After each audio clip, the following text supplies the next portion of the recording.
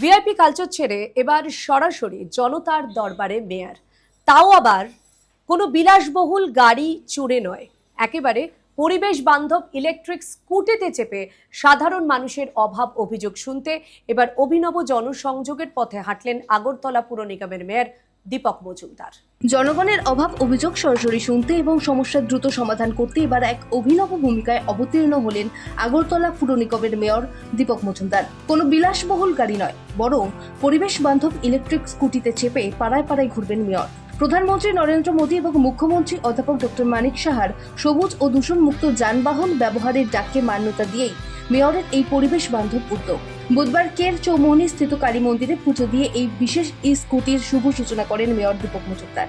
তিনি জানান, এখন থেকে তিনি সমস্ত রাজনৈতিক ও জনসংযোগমূলক কাজকর্মের জন্য এই পরিবেশ বান্ধব যানটি ব্যবহার করবেন। আমাদের যশস্বী প্রধানমন্ত্রী নরেন্দ্র মোদীজি সারা দেশবাসীর কাছে আবেদন রেখেছিলেন এবং আমাদের রাজ্যের মাননীয় মুখ্যমন্ত্রী প্রফেসর ডক্টর মানিক সাহা মহোদয় আবেদনের যেহেতু যুদ্ধকালীন পরিস্থিতিতে ডিজেল এবং পেট্রোলের কিছুটা ঘাটতি দেখা দিয়েছে বিভিন্ন জায়গায়, এবং তার আমাদের দেশে যদি এখন সংকট হয়নি, কিন্তু যাতে ভবিষ্যতে কোনো রকম সংকট না হয় এদিকে লক্ষ্য রেখে প্রধানমন্ত্রী বলেছেন যে ইলেকট্রনিক জিনিসের উপর ভেহিকেলসের উপর ব্যবহার করার জন্য যত সম্ভব যে ডিজেল বা পেট্রোল চালিত যানবাহন যাতে থেকে দূরে সরা বা না ব্যবহার করা আবেদন রেখে সেই আবেদন সারা দিয়ে সারা দেশের প্রত্যেকেই, বিশেষ করে আমি বলবো যে আমরা সিদ্ধান্ত নিয়েছি, আমাদের মন্ডলের সঙ্গে কথা বলেছি, আমি ব্যক্তিগতভাবে একটা চিন্তা ভাবনা করেছি যে প্রধানমন্ত্রীর আবেদনে বা মুখ্যমন্ত্রীর আবেদনে সাড়া দিয়ে যত সম্ভব বেশি যে পেট্রোল এবং ডিজেল চালিত যানবাহন ব্যবহার না করা, এবং সরকারও এর আবেদন রেখেছিলেন, সরকারি পর্যায়েও এটা ব্যবহার করা হচ্ছে, এই জিনিসটা নিয়ম মানা হচ্ছে।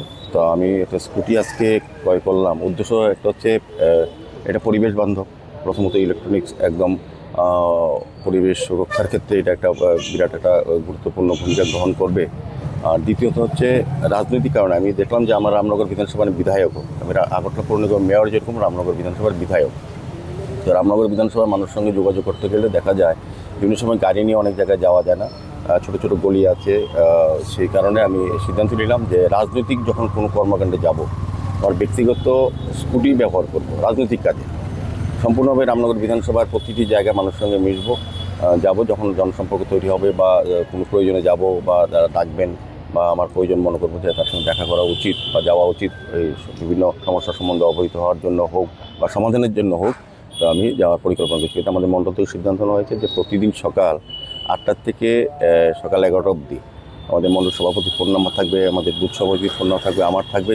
যে বাড়ির থেকেই যে ফোন করবে, সেখানে কোনো ধর্ম সম্প্রদায় নয়, কোনো রাজনৈতিক দল নয়, শুধু বিজেপি ভারতীয় জনতা পার্টির নেতার বাড়িতে যাব না। প্রথম তাদের সঙ্গে আমার প্রতিদিনই দেখা হয়, আমাদের মণ্ডলে আসেন, আমরা আলোচনা করি, মিটিং করি। কিন্তু সাধারণ মানুষের কাছে যে সিপিএম করুক, কংগ্রেস করুক, তৃণমূল করুক, কে কোন দল করে বসে নেয়, আমার কাছে মনে হবে আমি ভাববো যে আমার এলাকার, আমার বিধানসভা এলাকার নাগরিক। মেয়রের এই বিশেষ জনসংযোগ অভিযান শুরু হচ্ছে রামনগর বিধানসভা এলাকা থেকে।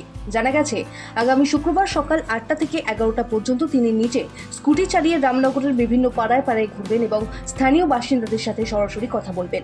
মেয়রের এই নজিরবিহীন ও পরিবেশ বান্ধব উদ্যোগকে সাধুবাদ জানিয়েছেন সাধারণ মানুষ। ভিআইপি সংস্কৃতির বাইরে বেরিয়ে মেয়রের এই সাধারণ মানুষের সঙ্গে সরাসরি সংযোগ স্থাপনের প্রয়াস রাজনৈতিক মহলেও বেশ চর্চার বিষয় হয়ে উঠেছে। ত্রিপুরা থেকে দেবাশিস বসুর রিপোর্ট, সিএন ত্রিপুরা।